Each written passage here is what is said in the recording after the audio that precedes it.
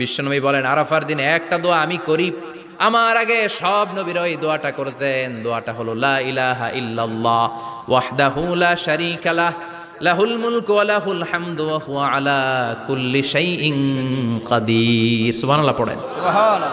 মুখস্থ আছে না দোয়াটা? এটা পড়বেন। বিশ্বনবী আরাফার ময়দানে এই দোয়াটা পড়তেন। তাহলে বোঝা গেল বছরের সব দিন সমান না। সব দিন সমান না।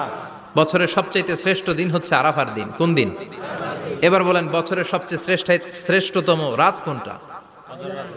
কদরের রাত। ইন্না আনজালনাহু ফি লাইলাতুল কদর। ইন্না আনজালনাহু ফি লাইলাতিল কদরি ওয়া মা আদরাকা মা লাইলাতুল কদর লাইলাতুল কদরি খায়রুম মিন আলফি শাহর।